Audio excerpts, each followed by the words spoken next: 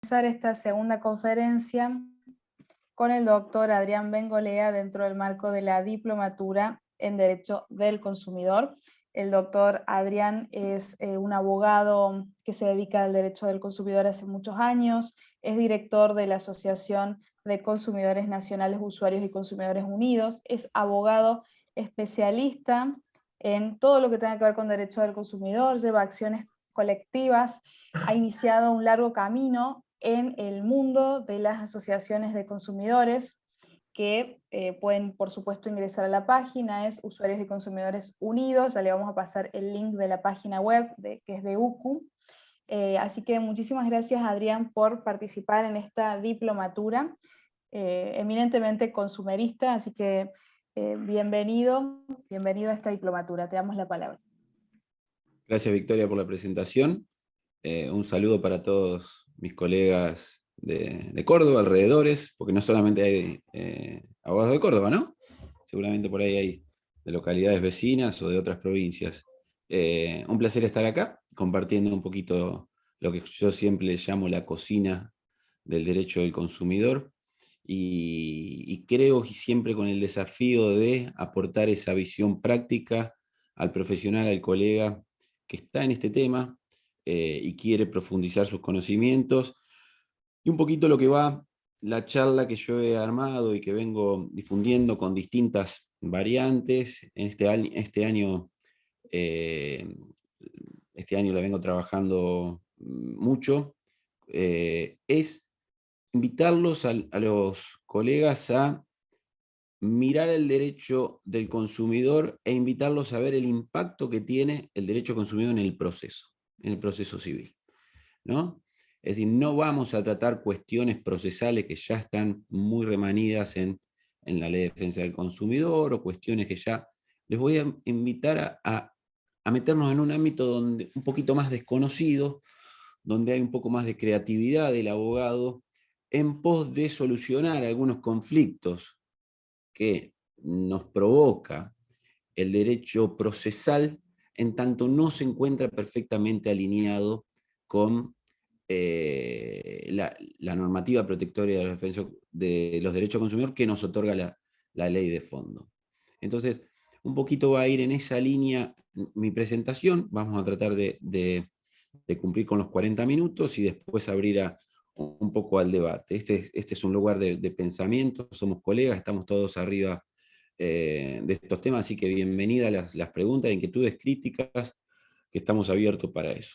La idea es fundamentalmente ayudar a repensar si las herramientas procesales actuales sirven para litigar en defensa del consumidor o hay que pegarles una nueva mirada, ayornarnos, y es la mirada que yo voy a defender. Cómo ayornar el derecho clásico de proceso para litigar mejor y más efectivamente a la hora de el litigio, de llevar un caso de consumo a un litigio. La estructura de la charla se compone de entrar a analizamos primeramente la tensión entre estas dos disciplinas, luego vamos a compartir propuestas prácticas, una vez concluido las cuestiones jurídicas, vamos a hacer un listado de propuestas prácticas, es decir, de cómo el derecho consumidor impacta en el proceso, y les voy a hacer propuestas, que después las voy a invitar a que las planteen en sus respectivos juicios, o si son jueces, que las planteen o estén abiertos a los planteos que puedan efectuar los abogados en este sentido.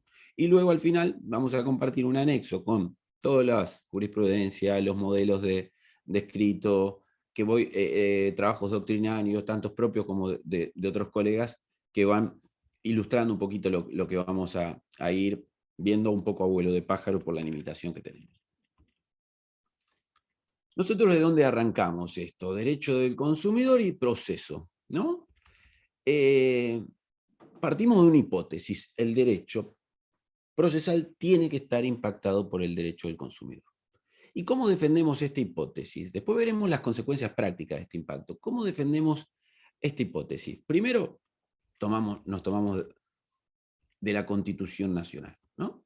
La Constitución Nacional nos indica que establece el principio de protección a los consumidores y usuarios, y como derivación lógica trae el artículo 42 el principio de acceso a solución de conflictos, lo que la jurisprudencia y doctrina ha derivado en lo que se llama tutela judicial efectiva del consumidor. Este concepto está dentro del artículo 42 de la Constitución Nacional, ¿no? Fíjense que la tutela efectiva del consumidor, la Ley de Defensa del Consumidor recepta algunos lineamientos. Cuando trae el principio de que el juicio debe ir por la vía más rápida, presunciones probatorias a su favor, el beneficio de litigar sin gastos. Las mismas acciones colectivas son un remedio procesal también para una tutela efectiva del consumidor, porque muchas veces un juicio individual no se justifica hacerlo. Se queda corto claramente con las herramientas procesales, quedan un montón de cuestiones a resolver, pero las cuestiones que vamos a compartir con ustedes van a derivar de este principio de tutela judicial efectiva. Tenemos que darle una solución efectiva al consumidor más allá de lo que digan los códigos, que los códigos estaban pensados para un conflicto determinado, lejos de este conflicto entre consumidores y empresas, que tienen ribetes especiales que ya lo vamos a ver. Otra idea que va atrás de esta hipótesis es la idea de empezar a sostener la idea de instrumentalidad del proceso. Les voy a compartir el trabajo de la doctora Mossman, una procesalista destacada de este país, que habla muy bien del principio de instrumentalidad del proceso y que nosotros por ahí no lo tenemos tan arraigado. Creemos que el proceso es ese código procesal rígido y que nos rige y que no nos podemos salir de ahí porque todo lo que no esté previsto allí pareciera que no existe en el derecho. Y esto ha cambiado, pero de una forma muy grande. La constitucionalización del derecho privado afecta también al derecho procesal, y tenemos que partir de que si el proceso es un instrumento para que nuestros derechos sean efectivos, cuando ese instrumento no se vuelve efectivo o se torna un obstáculo para ejercer los derechos, tenemos que echar mano de herramientas imaginativas, siempre respetando el derecho de defensa, pero invitarnos a salirnos del proceso. A ver, esto no es ninguna novedad.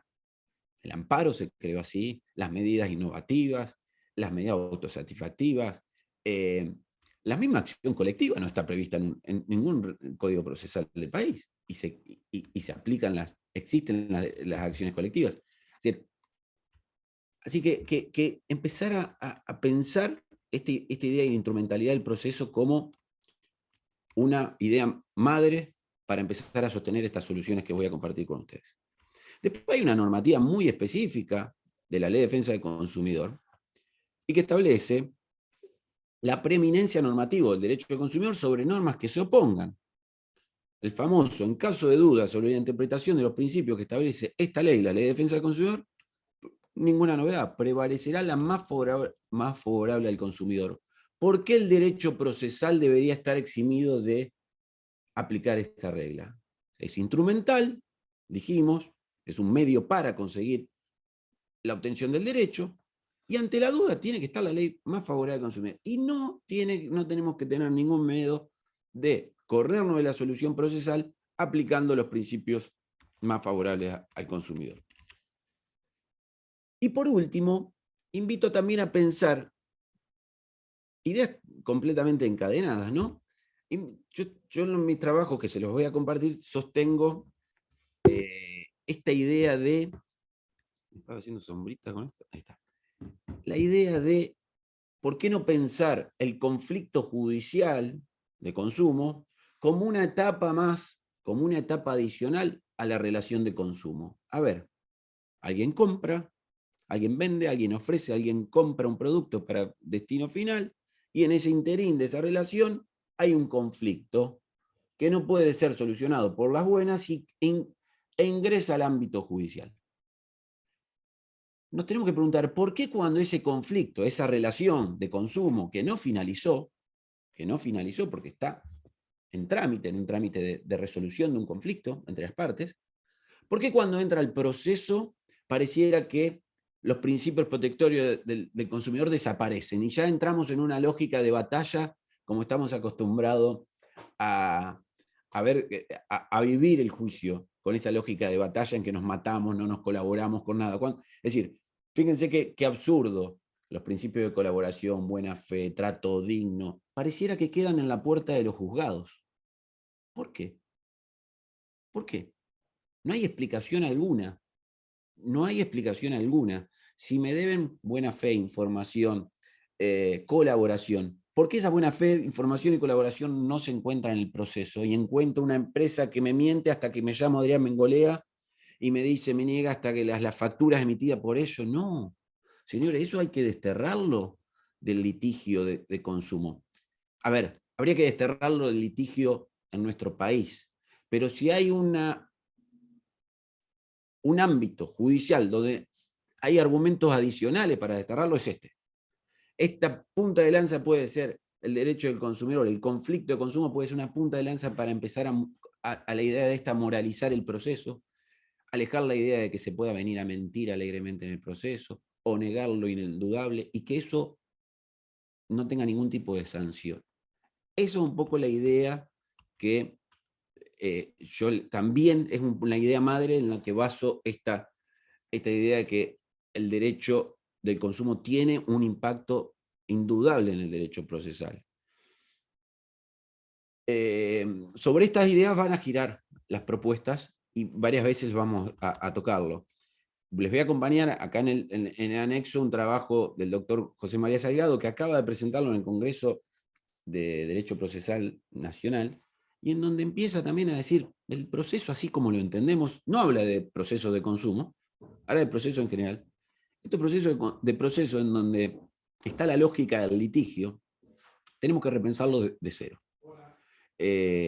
Absolutamente. ¿Y qué mejor que empezar a repensar el proceso en este ámbito en donde las partes se merecen, por disposiciones del derecho de fondo, colaboración, trato digno, información? O sea, piensen eso y después piensen al instante cómo se manejan muchas empresas a la hora de ser demandadas o a la hora de ser accionantes, a la hora de hacer cobranza, por ejemplo, y van a haber una discordancia entre esos principios, esos derechos y la realidad de nuestro juicio. Así que esas serían las bases. ¿Y por qué necesitamos que el derecho al consumo impacte en el proceso, lo modifique, lo altere, aún sin norma expresa? Sin norma expresa, tenemos que empezar a repensar esto. Porque el conflicto de consumo tiene sus características particulares. Es decir, está lejísimo de aquel conflicto entre dos personas en igualdad de condiciones. Señores, si algo tiene característico el derecho del consumidor es la desigualdad estructural entre las partes. Una empresa, por un lado, con mucho poder económico, con mucha información, con abogados especializados que contestan todos los días este tipo de demandas, frente a un consumidor que primero le cuesta conseguir abogado porque es una rama todavía no muy masiva, en donde no tiene información, tiene miedo, nunca fue a un juicio. Entonces, una desigualdad estructural inicial importantísima que no existía cuando el conflicto, el proceso se creó allá no sé, por el derecho romano o antes. Yo de historia del derecho un poco y nada, pero siempre pensemos que este principio de igualdad de las partes del proceso es casi un mantra. Es decir, bueno, ya hay que repensarlo eso. El proceso de consumo tiene que hacer un esfuerzo en igualar a esas partes para que después compitan o debatan en condiciones de igualdad. El proceso, cuando las partes entran al proceso, entran en situación de igualdad. Y si no hacemos un esfuerzo para colocarlo en situación de igualdad, el debate indudablemente es desigual. Ya lo vamos a ver con ejemplos a esto, ¿no? La otra característica que implica, nos obliga a rever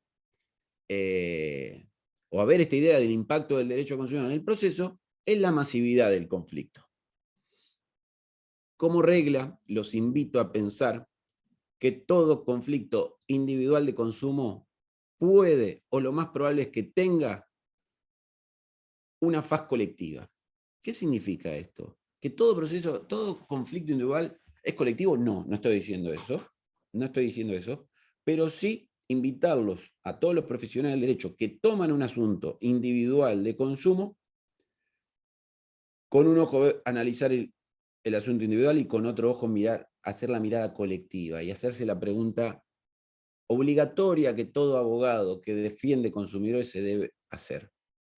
Este conflicto que me trae María con tal empresa, ¿no estará sucediendo en forma repetida con otros consumidores de esta ciudad o con otros consumidores del país?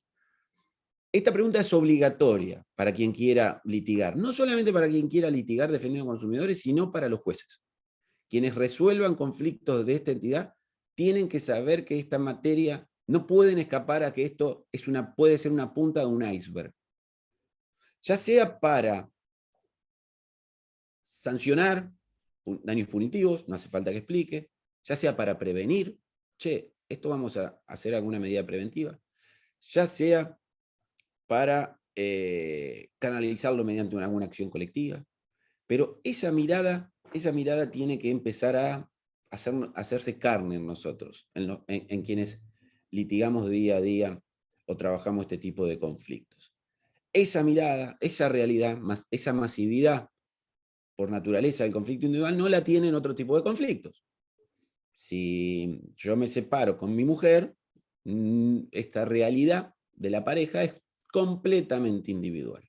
Nosotros tomaremos jurisprudencia, todo, pero cada pareja es un mundo. Cada relación laboral es un mundo, si bien puede haber algunas cuestiones que pueden ser masivas, a veces se dan, cada relación entre vecinos es un mundo, pero esto no. Esto quizás se asemeja al conflicto ambiental. El conflicto ambiental, digamos que por naturaleza es masivo. Este puede o no ser masivo, pero hay que hacerse la pregunta. Hay que hacerse la pregunta porque de esa forma comprendemos la gravedad del caso, la entidad del asunto. Después veremos las cuestiones probatorias, complejidades que llevar un proceso así. Empezar a ampliar la mirada de la realidad para llevar al juez la realidad del conflicto que va mucho más allá entre el conflicto entre Jorge y la empresa. ¿Ok? Así que esas dos notas son las que diferencian y demandan de nosotros soluciones originales, una nueva mirada. Ya sostuve cuáles eran los 4 ejes por los que sosteníamos que sí, efectivamente, el derecho del consumidor debe impactar en el proceso. Voy a tirar algunas ideas. Al pasar, forman parte de un trabajo, los invito a realizar. Yo lo hice como una propuesta en el Congreso Procesal de Mendoza como de reforma legislativa, pero aclaro, con la Constitución, con la doctrina, con los principios, con la ley que dice que en caso de conflicto deben haber preeminencia de las normas en favor del consumidor, la idea de esta instrumentalidad del proceso y esta idea de que la relación de consumo no se acaba en el proceso, sostenemos que no requerimos de una normativa expresa para empezar a pensar en estas soluciones. ¿Ok? Una idea, les tiro. Un problema lógico que siempre lo he percibido, no solamente en este tipo de materia, pero fundamentalmente nos golpea más duro en el conflicto de consumo. ¿Cuándo? Hacemos una demanda, decimos A, la empresa dice, no, señores, no es A, es B, y los códigos procesales en línea general en nuestro país no nos permiten tener el derecho de réplica para probar y argumentar que no es B. O sea, el demandado puede decir que no es A, pero nosotros no podemos decir que no es B. Y en esto es un vicio viejo que los códigos procesales laborales lo han incorporado. En distintas provincias el derecho a réplica se encuentra expresamente reconocido. Pero en esta materia, por el tema de la deficiencia informativa, es muy, muy necesario, imprescindible muchas veces de contestar, señores, esto no es B. Lo que pasa es que me sorprende. En este momento, muchas veces yo no sé lo que va a contestar la empresa. La empresa puede tener miles de defensas y generalmente cuando uno hace el intercambio epistolar no adelantas las defensas o ni contestan los cartas de documento y te aparece la defensa novedosa en el momento de contestar la demanda. Tenemos que empezar a sostener el derecho de réplica. Y es más, ya creo que lo deberíamos incorporar como modelo en nuestras demandas. Es decir, señores, yo con la información que tengo y de acuerdo a la postura, yo preparo la demanda con estos términos. Si en caso de que venga con un hecho o una defensa novedosa que yo no pude prever, solicito ya de antemano que se me conceda el derecho a réplica. Es esta idea de balancear el proceso, ¿no? Y digo, insisto, porque en un proceso en donde tenemos, en donde nos conocemos, es raro que haya defensas que nos sorprendan, ¿no? En conflictos individuales, conflictos matrimoniales, en conflictos... Es decir, es raro, pero en esto es muy común. Es muy común que nos sorprendan las defensas de las empresas demandadas. Y tenemos que empezar a plantearlo. Yo tengo un caso, por ejemplo, que después terminó siendo una sentencia de primera instancia errónea. ¿Por qué? Porque si nos hubieran dado la posibilidad de hacer una réplica, hubiéramos descubierto que en la defensa le hubiéramos dicho, no, pero la defensa está mal, fíjese acá la documental que acompañó, esto y el otro, y hubiéramos solucionado el tema sin necesidad de apelar, porque el juez compró la defensa de la demandada, y la defensa de la demandada estaba claramente mal.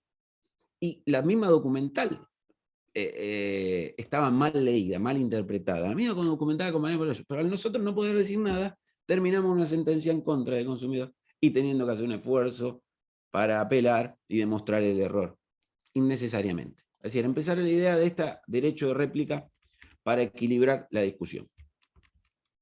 Otro mecanismo imprescindible para equilibrar la discusión y equilibrar esta relación inequitativa entre las partes es la información previa. ¿Cuántas veces nos encontramos ante un proceso en donde no tenemos la información suficiente para hacer una demanda con el adecuado detalle, datos que se necesitan para hacer un planteo serio, ¿no? Pareciera que es casi una costumbre mala, malísima, en estos casos, que yo me sentía muchas veces como que me estoy tirando a la pileta. Bueno, hago la demanda y después veo que me contestan y la prueba y tengo que probar por las dudas, porque yo no sé si esto, o plantear argumentos subsidiarios. Es decir, ¿por qué? Porque tenía poca información. Poca información. Se da muchísimo esto en un conflicto que está muy en boga con las empresas de planes de ahorro, ¿no? Permanentemente, es decir, hay, diríamos, si hay una de las críticas al sistema de planes de ahorro que le puedo hacer, es el problema de la información.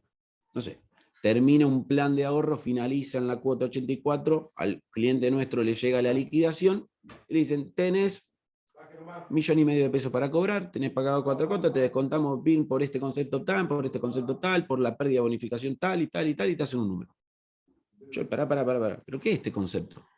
Explícame, porque no lo entiendo. Explícame, no lo entiendo. Bueno, no. Estoy en una clase.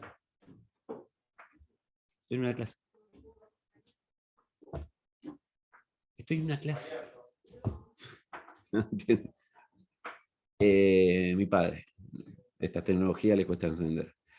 Sí, entonces, estábamos en la necesidad informativa. A ver, les voy a dar un caso y se los voy a compartir en el modelo caso Lisa. Llega el plan de ahorro y le dicen, te hicimos un descuento por pérdida bonificación. No, descuento de 100.000 pesos, bonificación / diferimiento. A ver, dígame qué quiere decir eso. Seguramente cualquiera de nosotros va a interpretar que diferimiento es una cosa, bonificación es otra. Primero, decir, ¿qué es bonificación o diferimiento? Son dos cosas totalmente distintas, ¿no? Que me obligan a hacer dos impugnaciones. Che, si fuera diferimiento, impugno por esto. Y si fuera, no, a ver, explícame qué es. Y decime cómo llegaste a ese número. Así, esta regla en todos los rubros que ustedes puedan encontrar y en todo contrato que se encuentren con la necesidad de rendición de cuentas. Se manda carta de documento, no se da lugar no se contesta. Se plantea esto, señor juez, yo necesito que me diga, que se defina la empresa. ¿Qué es este concepto que me descontó? Que lo explique, que explique matemáticamente cómo llegó, y después yo voy a terminar de hacer la demanda. Porque no se puede hacer una demanda así. No se puede hacer. ¿Cómo fundo daños punitivos seriamente si no sé la gravedad de lo que está haciendo la empresa? Por ahí es un error matemático, es una cosa.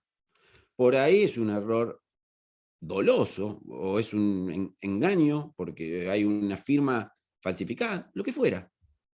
yo necesito fundar bien una demanda. Entonces, bueno, fíjense cómo nos cuesta salir de las estructuras estas mentales, que planteado estas cuestiones, fueron rechazados los planteos. Tanto dos demandas en donde se pidió información previa, prácticamente como si fuera una especie de ventaja procesal. Señores, colegas, un disparate. No hay ventaja procesal alguna que me expliques de qué me estamos hablando. No hay ventaja procesal. ¿Cuál es la ventaja procesal? Si vos en su momento vas a contestar la demanda con todos tus derechos. Pero ¿cómo no le vas a brindar información al consumidor para que se encuentre en condiciones aptas de plantear una demanda hecha y derecha? Y salimos, hacemos copy-paste, ¿sí? Los colegas, son abogados, jueces que trabajan del otro lado de abogados, pero somos todos colegas. Una demanda de copy-paste y ya estamos acostumbrados a ver algo pareciera, señores, hay que empezar a pensar, Salgado, vean la ponencia de Salgado, un proceso en donde se muestren las cartas. ¿Qué problema hay si me muestran las cartas? Y yo con esas cartas decido si jugar o no, o ajusto una pretensión o desisto de otra. ¿Qué mejor? ¿Qué mejor? Hasta bajamos la litigiosidad, porque por ahí me podrían explicar una cosa que yo entendía mal, me la explicaron en el ámbito de un derecho a información previo, y desisto de hacer la pretensión. Fíjense que hasta principio de economía procesal.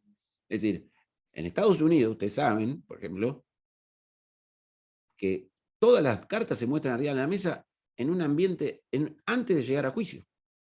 Antes de llegar a juicio. ¿Y por qué? Y de hecho, si se esconden algunas pruebas y se muestran esas pruebas en juicio para sorprender a la otra parte, es castigado fuertemente. Hay que probar muy seriamente que esa información no la tenía y que no se la escondieron. Fíjense qué lógicas distintas.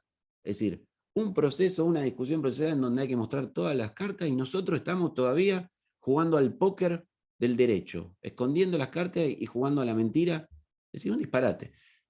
Si le sumamos el derecho a información, ya no hay más lugar para el ocultamiento. Hay que repensar este instituto de la medida preparatoria con esta idea. El derecho a información obliga a mostrar las cartas y en la medida que no haya violación del derecho de defensa, no tengo ningún escollo para interpretar en forma amplia este instituto de la medida preparatoria. Sigamos. ¿Qué pasa con la prueba de la ganancia ilícita? Ustedes son de Córdoba, conocerán el fallo Raspanti, que fue un fallo señero en este tema del daño punitivo, que en el año 2015 Raspanti le inició una acción colectiva individual, aclaro, a MX, por el cargo de gestión de cobranza, ese cargo que tantas veces vemos abusivos que tantas veces vemos en los contratos predispuestos, y pudo acreditar Raspanti, excelente el abogado en su momento, el monto total de la ganancia obtenida por la empresa por el cobro de ese cargo. No se focalizó Raspanti solamente en el daño particular de él, creo que Raspanti era abogado, ¿no? Sino dijo, a ver, ¿cuánto ganaste por este tema? Perfectamente en línea con el artículo 47 de la Ley de Defensa del Consumidor, que establece para la fijación de las multas administrativas, que se aplica también esa lógica para el daño punitivo, uno de los parámetros para cuantificar el daño punitivo es la cuantía del beneficio. ¿Cuánto te llevaste a tu casa, a la empresa, en forma ilícita por esta conducta, por esta maniobra, por esta práctica abusiva? Ok, yo les voy a dar una mala noticia. Raspanti zafó. Pero perfectamente se podría haber encontrado. ¿Por qué zafó? Porque la empresa mostró sus libros en la pericia. Pero a partir de Raspanti, no creo que AMX muestre más sus libros nunca más en su vida. ¿Y por qué lo puede hacer? ¿Por qué puede ocultar sus libros para que no lleguen los jueces a ver la real ganancia de una práctica ilícita? Porque no hay sanción en nuestros códigos procesales. No hay sanción para la empresa que no exhibe los libros, la contabilidad del perito. ¿Ok? Entonces, en esa situación, ¿qué sanción tenemos? Lo estuve viendo al código de ustedes, el artículo 255 del Código Procesal de Mendoza. Acá tenemos una colega de Campana, ¿sí? De Mónica, tampoco el Código de la Provincia de Buenos Aires lo tiene la misma solución. La negativa a exhibir documentación solamente genera una presunción en su contra. ¿Y qué hago con esa presunción? ¿A dónde voy con esa presunción? Si yo quería probar que la empresa cobró 50 millones de pesos por esta práctica, como el caso de Raspanti, que fueron 279 millones de pesos. Y por eso después fue sancionada la empresa con un importante punitivo, que hoy parece poquito, 280.000 pesos en el año 2015, era dinero. Son 3 millones de hoy fácil o más. Entonces, ¿qué hago con eso si no llego a un número? Nada, voy a estar en el mismo lugar. Sí, una presunción en contra. Podría decir el juez atento a que no mostró los libros, debo presumir. Bueno, si yo fuera juez con esto, tengo dos oportunidades.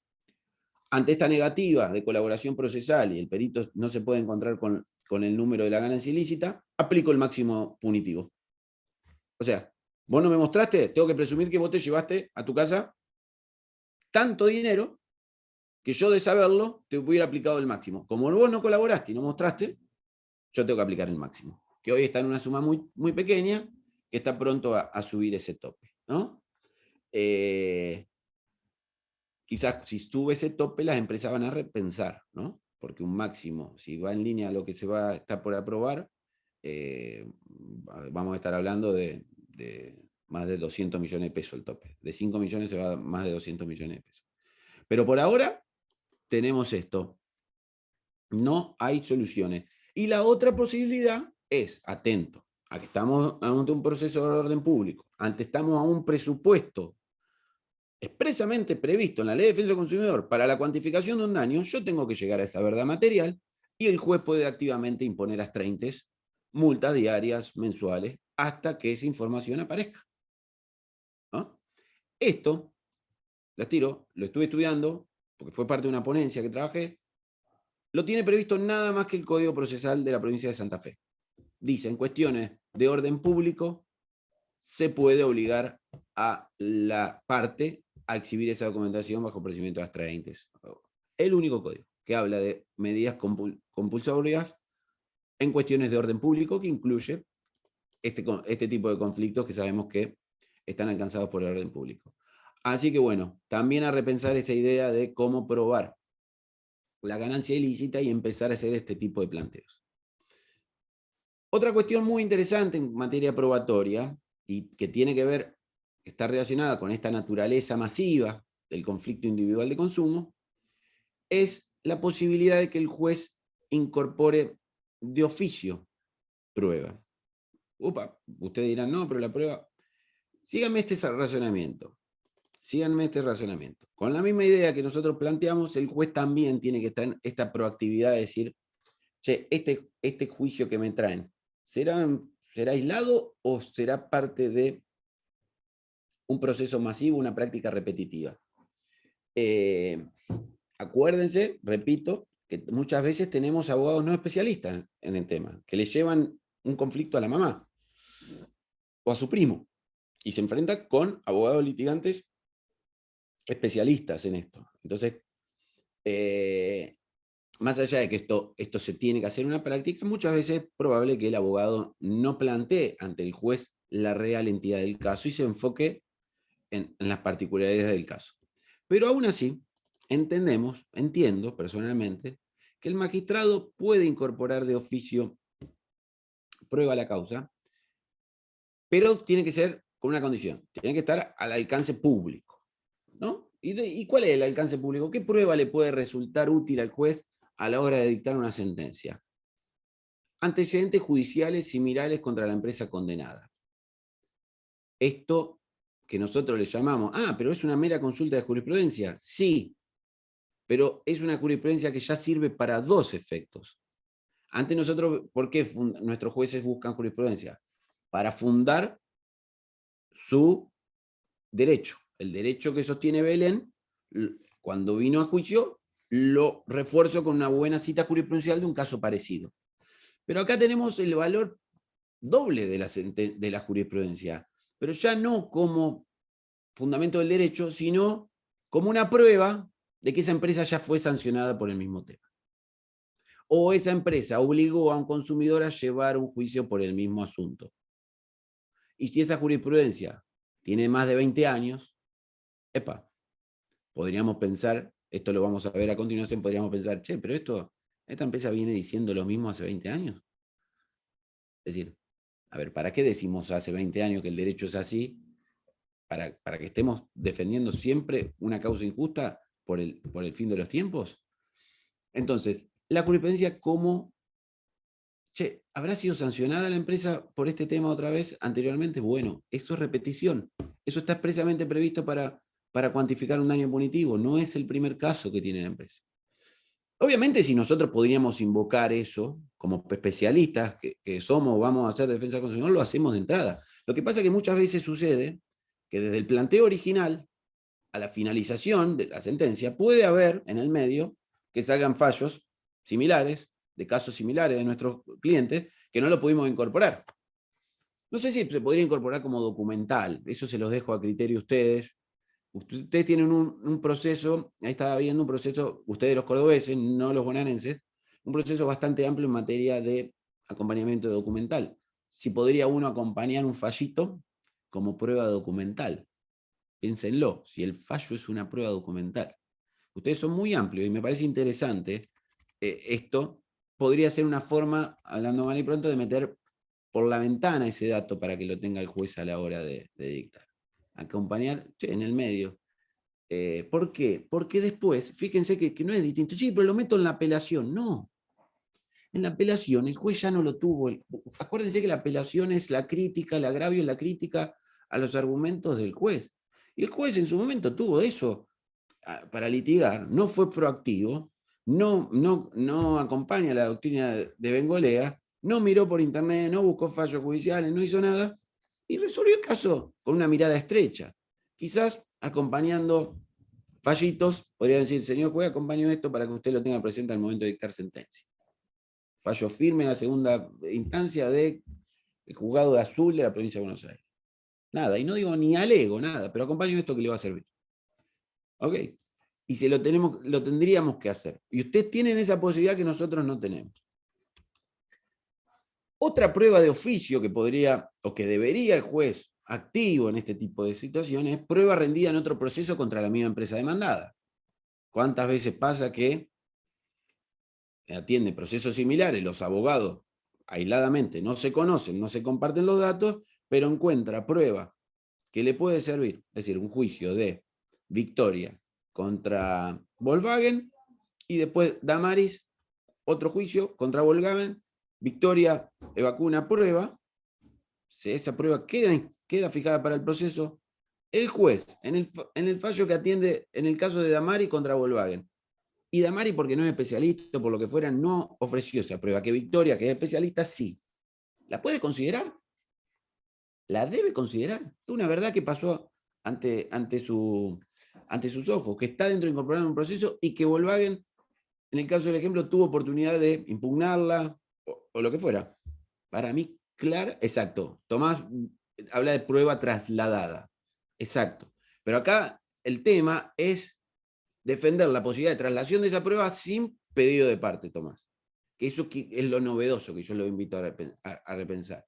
Porque es fácil, si Damari sabe la prueba que trabajó Victoria, que la invoque y alegue el expediente. Pero el tema es cuando el juez sabe de eso, pero nadie se lo invoca. ¿Rompería el derecho de defensa? Yo entiendo que no, claramente que no. Y esto en pos de esta discordancia informativa que siempre genera. Fíjense, la discordancia informativa entre la empresa y el consumidor y la masividad. Sobre esos temas giran todo este tipo de soluciones. Y la otra es información existente en Internet. Bien, el trámite oral en Córdoba otorga facultad de oficio para el juez. Bueno, hay que empezar, hasta por qué no empezar a plantearlas en la demanda diciendo, señor juez, hágalo, haga uso de esa facultad de oficio. Información existente en Internet, hay mucha información valiosa en Internet. Antes del dictar una sentencia. ¿Por qué no empezar a mirar el proceso como un todo? Todo supuesto de público notorio conocimiento. Otro tema. que adelanté un segundito antes acá. La necesidad de empezar a sancionar la defensa judicial improcedente y repetitiva. Este tema que yo les comentaba, no puede ser que todavía nos encontremos con empresas que, caso Rossignol, que se los voy a compartir en el anexo, se muere la persona dueña del plan de ahorro, aparecen los herederos y empiezan a tirarse la pelota entre la compañía de seguro y el plan, todo sí, y que en realidad tiene que responder el plan y el plan dice que tiene que responder la compañía. Hay antecedentes de hace 20 años atrás que responden los dos. Y las empresas todavía siguen sosteniendo esa defensa. Improcedente, porque no, claramente improcedente, y repetitiva, se repiten distintos procesos. ¿Con qué fin? Con el fin de alongar o estirar lo más posible la solución al consumidor. En definitiva, se aleja de ese trato digno, de esa consideración, ese deber de colaboración. Señores, yo entré en juicio, pero no es para buscar una solución, no es para estar litigando de 10 años. Y menos en este ambiente. Todo el derecho consumidor, del sumarísimo, todo tiende a solucionar rápido las cuestiones que viene a plantear el consumidor. ¿Cómo podemos aceptar defensas en donde ya fueron recontra rechazadas hace 20 años atrás y sin que eso tenga una sentencia o una condena de tipo punitiva adicional? Ustedes me dirán, eso es malicia procesal. Yo escribí un trabajo, se los voy a compartir, y en ese trabajo hablo de que no es exactamente un tipo de malicia. ¿Por qué? Porque primero no es evidente. Para detectar la defensa improcedente y repetitiva, no es con solo mirar y ver. Pareciera que la defensa esta tiene un halo de razonabilidad, ¿no? A la vista pasa desapercibida, pero cuando te pones a estudiar profundamente, otra vez la necesidad de ser especialista en este tema, encontrás que, no, señores, pará, esto lo vienen diciendo hace rato y se lo vienen rechazando desde el tiempo inmemorial. Entonces, hay que analizar una prueba fuera de juzgado, ver jurisprudencia, base de datos, que requiere un plus que en la malicia procesal se evidencia claramente. Y la malicia procesal se castiga procesalmente y yo sostengo que este tipo de comportamientos que van en contra de todos los principios de protección del consumidor, tendientes a elongar el proceso en forma injusta, son merecedores también de multa civil en el dictado de la sentencia. Ya está recontraescrito que la actitud procesal de la empresa durante el proceso debe ser analizada a la hora de fijar daños punitivos. Bueno, este tema puntual, que por ahí muchas veces lo receptamos con cierta naturalidad dentro del derecho de defensa. Bueno, no, en el derecho de defensa sí, pero vení a hacer una defensa procedente, que tengas vicios de posibilidades, y no me vengas a plantear lo mismo que hace 20 años te vienen rechazando, ¿no? Y esto, cuando empiezan a hacen el clic y van a empezar a verlo, que se repite en forma constante, Lo que pasa es que nosotros nos focalizamos en un juicio, y ese juicio, y vos decís, uy, mirá el argumento que nos metió, cosas. Pero si ampliamos la mirada como abogado, como jueces, vemos que esto era, en definitiva, era una engaña pichanga, que esto era una mera excusa para no cumplir, que ese cliché lo usan en otras demandas. Y acá me voy a permitir abrir otro juego, que es un trabajo muy reciente mío, en esta misma lógica, y que nos empecemos a preguntar, ¿el proveedor puede mentir en juicio? ¿Puede mentir en juicio? Ustedes dirán que en Argentina, lamentablemente, nuestros códigos procesales permiten la mentira. La malicia es otra cosa. La mentira en líneas generales está permitida. ¿Por qué? Porque no están sancionadas. Nos podremos cansar de escribir todo, pero no, salvo el Código de Tucumán, que en materia de consumidor incorporó un capítulo y que dice castigar a quien litiga sin razón, empieza a acercarse a esta idea de que no se puede mentir. Yo sostengo que el proveedor no puede mentir en este tipo. ¿Por qué no lo puede hacer? No lo puede hacer ni como actor, reclamando sumas que no corresponden, o omitiendo pagos parciales que se han hecho, algo muy común, ni afirmando hechos no sucedidos, tanto como actor como demandado. ¿Y por qué? Dos argumentos que ya lo hemos trabajado. El conflicto comudicial como una continuación de aquella relación. Si me tratabas, me tenías que tratar bien afuera del proceso, ¿por qué me empezás a mentir adentro? si estamos en la relación de consumo. Primera idea. Y la otra, el derecho de información. Yo sostengo en este trabajo que les voy a compartir que cuando un proveedor aporta los hechos de un caso y los traslada a una contestación o a una demanda, eso, además de la versión de sus hechos, encierra derecho a información en lo que hace a todo lo del avatar fáctico de la relación de consumo. Por lo tanto, ese derecho a información, cuando vamos al artículo 4, plantea que tiene que ser veraz. La información tiene que ser veraz. Por lo tanto, si consideramos a los hechos, a la versión de los hechos, como parte del derecho a información, esa información debe ser veraz, no puede mentir. A ti es muy fácil, ustedes dirían, che, yo denuncié a Plan Rombo, dice Tomás, por introducir el juicio pruebas falsas. Es decir, no solo mienten, sino que adulteran pruebas. Bueno, eso, adulterar pruebas, es estafa procesal.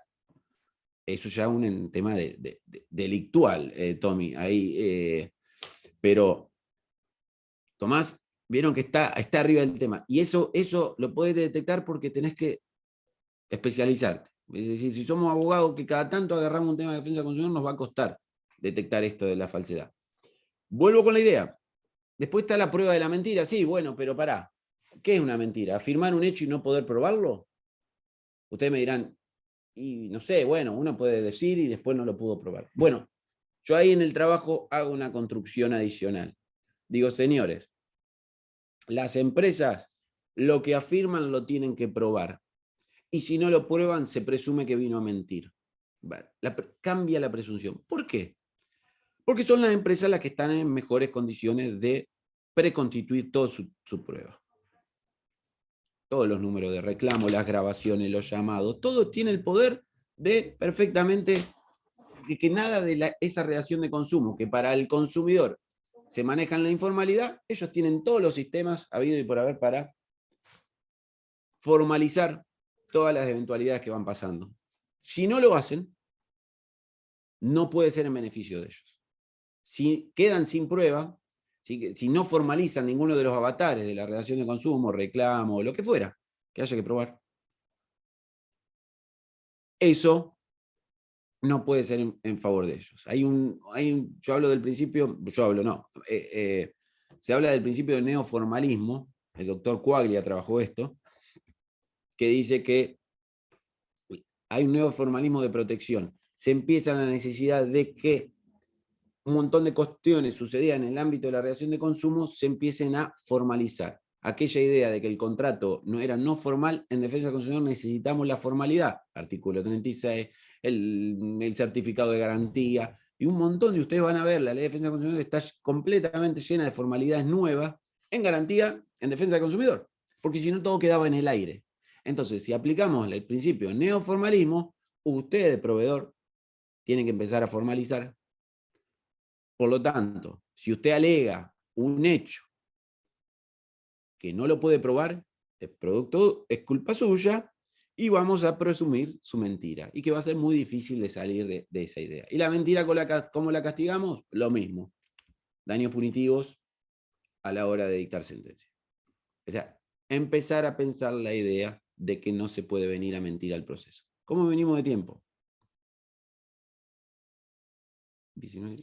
Estamos, Adrián, en hora. Estamos en en horas hora. como para seguir redondeando y finalizar. Sí. Bueno, tiro 2 ideitas más. El reconocimiento expreso del mandato preventivo de oficio en la sentencia.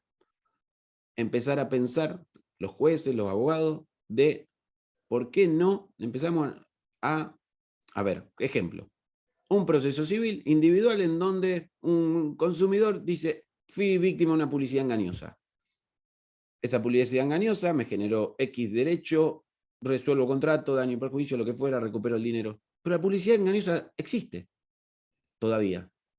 O sea, el juez declara una publicidad engañosa o deja sin efecto una cláusula abusiva y se olvida de ordenar a la empresa en forma preventiva, principio de prevención de daño, artículo 52, 1007 del Código Civil, de ordenar un mandato de oficio preventivo. O sea, lo damos con una naturalidad. ¿Por qué? Porque olvidamos el aspecto masivo de este tipo de conflictos. Entonces nosotros también tenemos que empezar ¿por qué no?, a plantear o dejarle abierta la puerta al juez de decretada la cláusula abusiva, sí, esa cláusula abusiva es para todos los casos, hay veces que abusividad es muy puntual para el caso del hipervulnerable, ponele. Pero una cláusula abusiva, para todos los casos, ¿por qué no empezar a plantear la necesidad de que los jueces empiecen a decretar de oficio la supresión de estas cláusulas? O una publicidad engañosa, ¿ok? Esto es superador del daño punitivo y de la publicidad de la sentencia. Muchas veces los jueces dicen, no, se publique la sentencia. No, pero hay que publicar la sentencia. Y daño punitivo, sí, está bueno. Pero qué mejor forma de decir, che, cláusula abusiva, y se ordene suprimir ese del contrato y le ordeno integrar el contrato. En la misma sentencia, ¿individual? Sí, individual. Individual. ¿Por qué voy a esperar que venga otro cordobés con el mismo tema y afectado por la misma cláusula? Un disparate. Mejoramos la situación de todos los consumidores en el país en ámbitos individuales. Por último, el tema del secuestro prendario, que es una problemática muy particular. Este tema del secuestro prendario es como consumidor demandado. También el proceso civil no ha regulado jamás nada, ningún tipo de defensa, el famoso secuestro prendario de la ley de prenda, artículo 39, que un banco puede venir, le pide al juez que reclame el auto de José Gerardo León, porque no paga la deuda, se lo secuestra y ahí terminó el juicio. ¿Cómo terminó el juicio? No hay derecho de defensa, no hay ningún tipo de rendición de cuentas, hay todo tipo de abusos. Bueno, debe ser uno de los lugares donde hay más abuso en parte de secuestro penal. Bueno, es decir, empezar a plantear las nulidades de este tipo de procedimientos. Ya ha habido algunos fallos en ese sentido que los acompaño. Empezar a pedir rendiciones de cuentas con posterioridad al remate, que esas rendiciones de cuentas sean documentadas en el expediente con un mínimo control. Hemos visto abusos de bancos que, no sé, reclamaban 35% de honorario. Claro, le secuestraron el acto al cliente y le tenían secuestrado el auto del cliente como si secuestraba al hijo, ¿viste? Si no pagás lo que... no, pues eso lo debemos descartar de nuestro derecho. Parece el derecho de la selva. Bueno, nosotros nos seguimos, hay que tirar con todo ahí, con toda la defensa del consumidor, con todos los principios. Hay mucho para hacer, hay posibilidad. Hasta nosotros les comparto el caso Rossignol, que era pariente del otro Rossignol. Yo no atiendo a todos los Rossignol, les mando un saludo desde acá. Que le había secuestrado el auto y le pedían una locura. Viene a la asociación, carta documento, derecho a información. Decime cuánto debo realmente, pero decilo fehacientemente, no por acá. No lo dijeron, medida autosatisfactiva, suspensión de remate y lo que pedían por teléfono, que valía 80, lo terminó arreglando la cliente por 11. Claro, porque formalmente no podían decir, los 80 había que inventarlos. Entonces, la formalización, nuevamente, nosotros la rendición de cuentas, esa es una de las mejores formas de proteger al consumidor. Hay mucho para trabajar ahí en secuestro prendario, lamentablemente ante la falta de regulación, los códigos procesales se olvidaron, total, es un secuestro y no lo regula. ¿Cómo lo deberían regular los códigos procesales? Si hay acá asesores de algún legislador, tendría que cuando regulamos los procesos, regular el secuestro prendario. Y mínimamente, una mínima defensa darle al consumidor y una mínima rendición de cuentas y algún tipo de regulación adicional. ¿No? Si no, los consumidores son carne de cañón en este tipo de cuestiones. Tengo algunas cositas más, pero para dejar, creo que son las cuestiones prácticas más relevantes que he podido levantar a lo largo de estos años al lado de los consumidores, al lado haciendo litigio de defensa del consumidor. Quería compartir esta visión. Y bueno, abierto, Victoria, a preguntas, dudas, comentarios, lo que necesiten.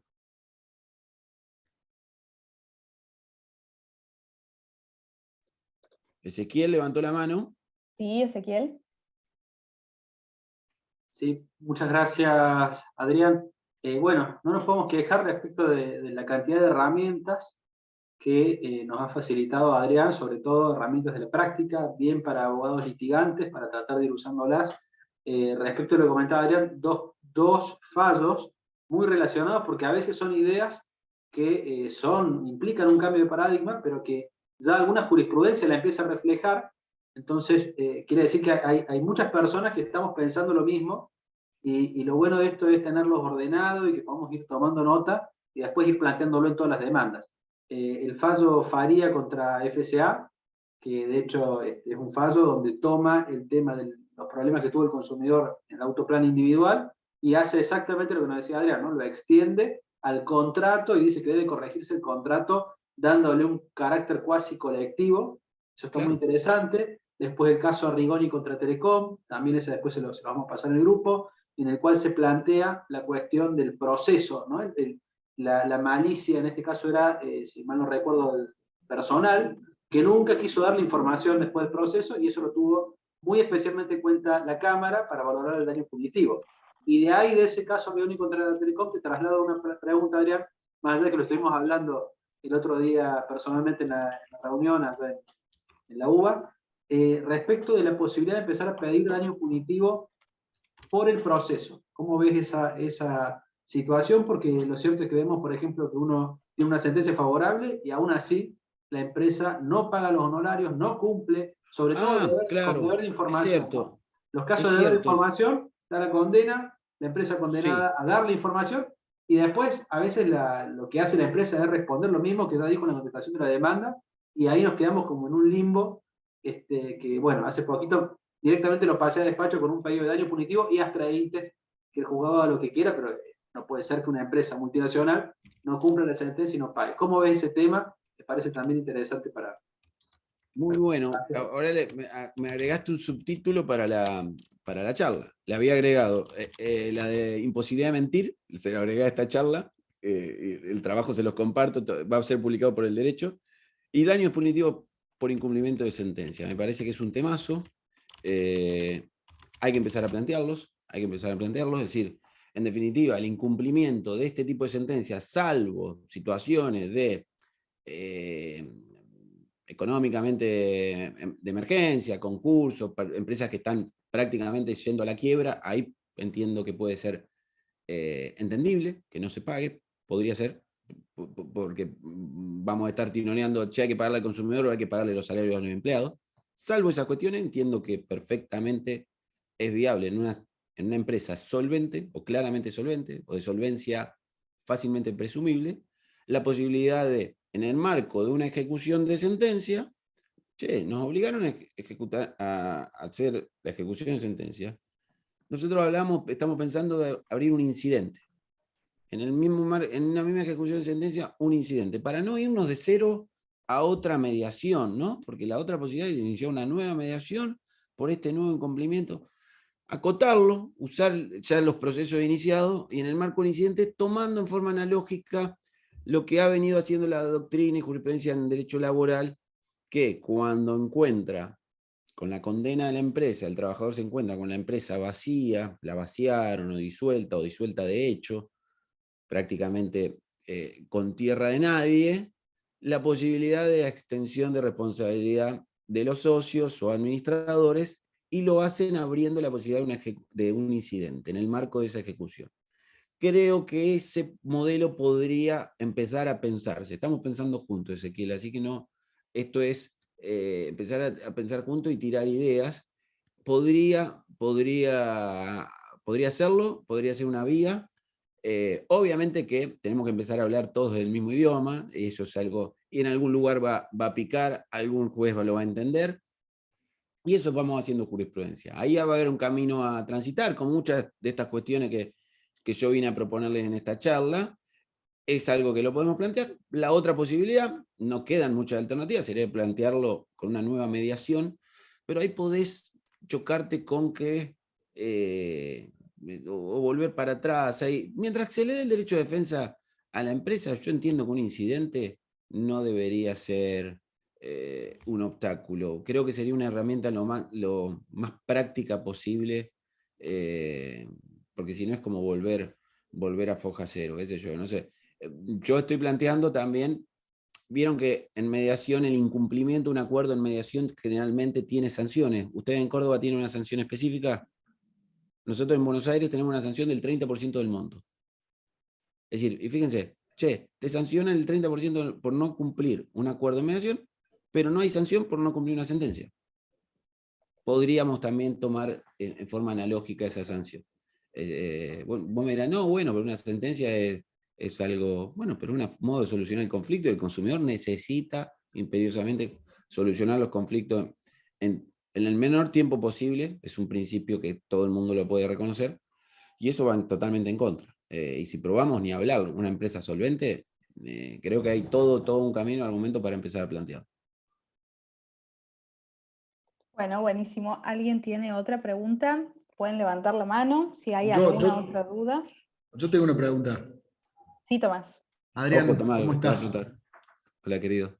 Un espectáculo, la disertación. Gracias, querido. Contame, es un tema que creo que merece un debate un poco más extenso, y a mí me interesaría saber tu opinión como presidente de UCU. ¿Qué hacemos con el lado B de las acciones de clase y el delito de colusión?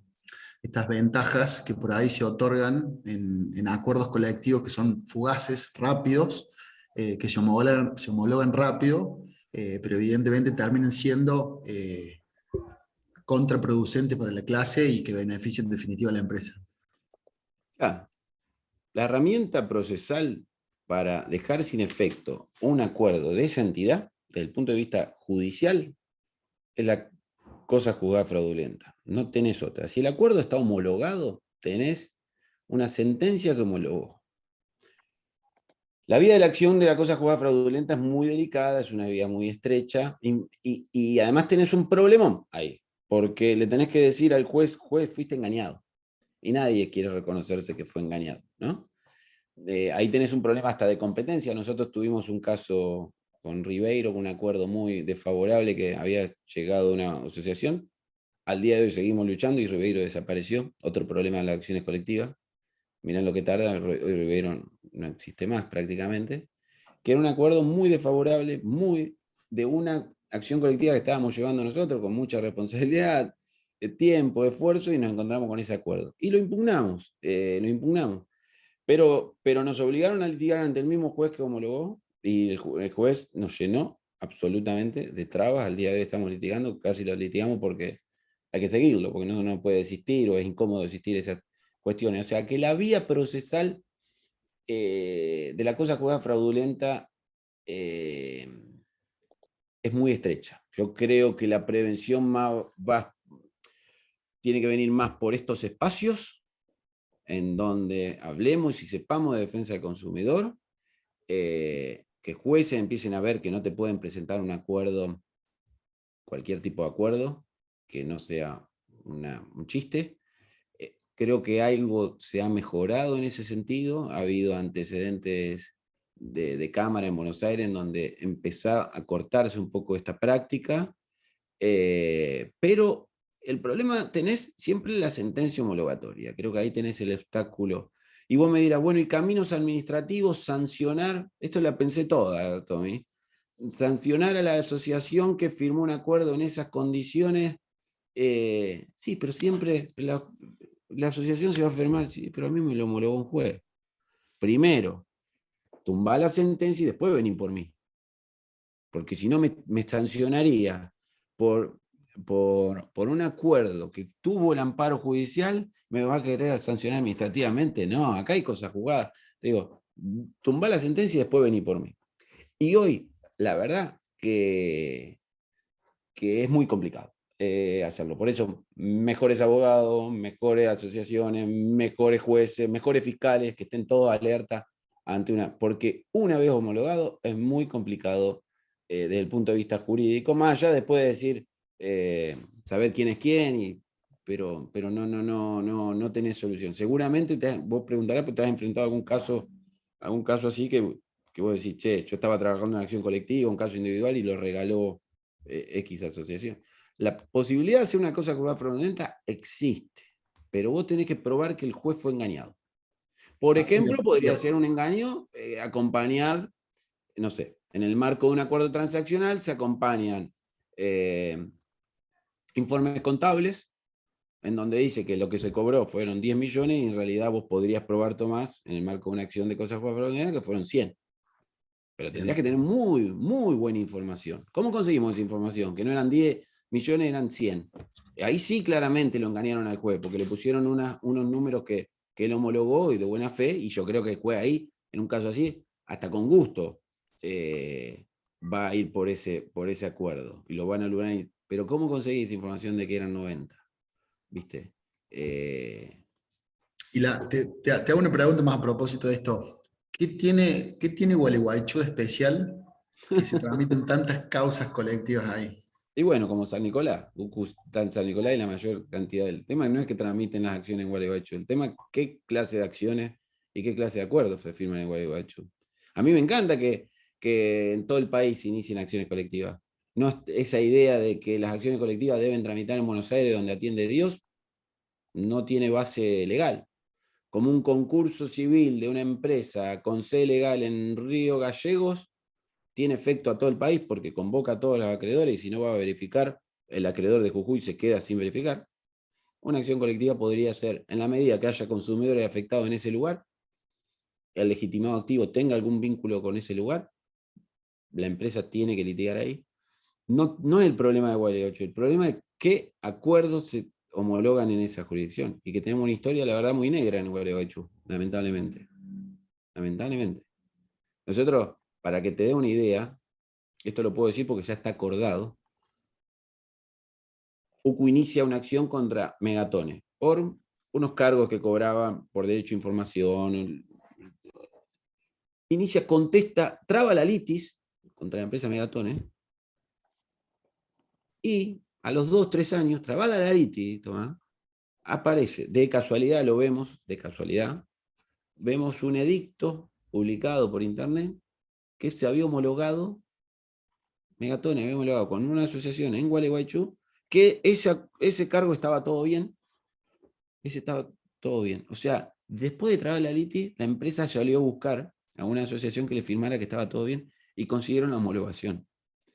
Es decir, fue tal el escándalo y siempre, y eso atrasó muchísimo la llegada a un acuerdo, o la llegada, sí, de un acuerdo con la empresa, que sabía que no había hecho las cosas bien, porque tenían eso homologado.